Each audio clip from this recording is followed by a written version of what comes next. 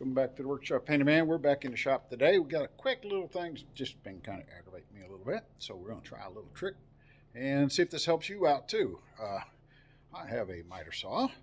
They're mostly like this anyways. This is just a standard Dewalt saw, miter box, one of the older models.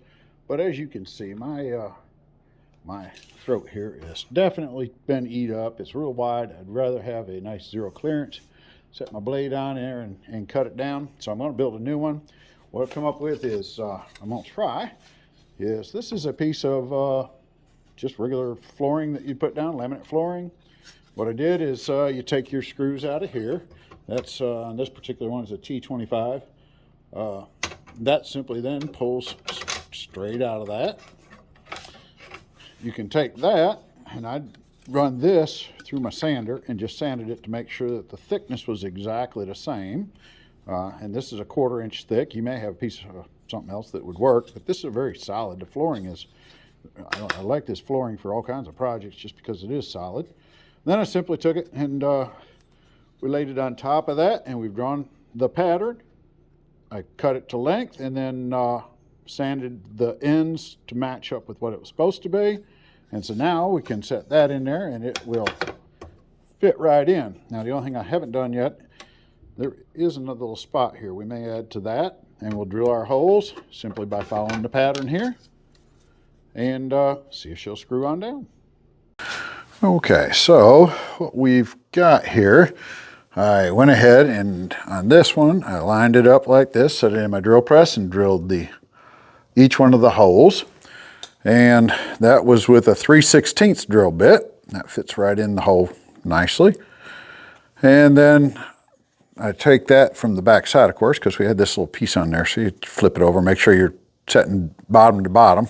So this will be the top side of it.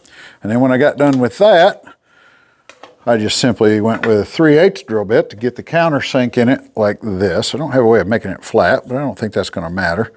And I didn't want to drill all the way through, so I did set up a stop. My drill press, I can set up a stop, and that allows that to come down. And it makes sure that I don't grab a hold of that wood and suck it through, and it won't go all the way through. So that stops me and allows it. Then I just drill my other holes. So we've got that pattern set up. Looks good.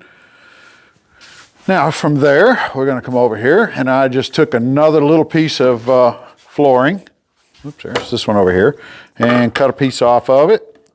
And from there, we kind of sanded down the edge a little bit. I don't know if you can see that. And that's so that this will fit. Let's see if I can get you set up here. That has to fit down into that groove. So I just simply sanded those edges so that it would fit down in there.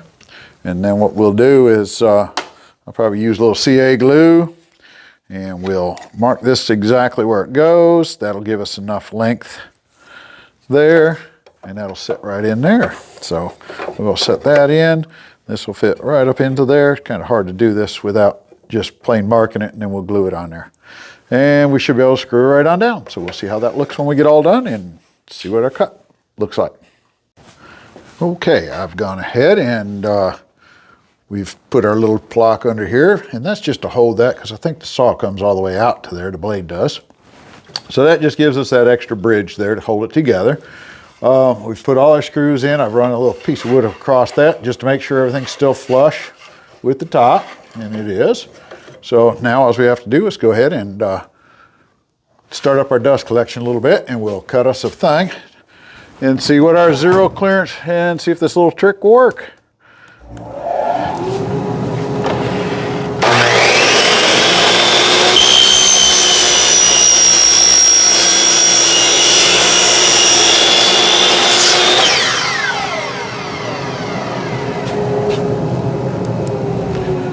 And now we know exactly where our blade is going to be every time we go to make a cut. So if we need to cut something off, we know we can line it up with our pencil line.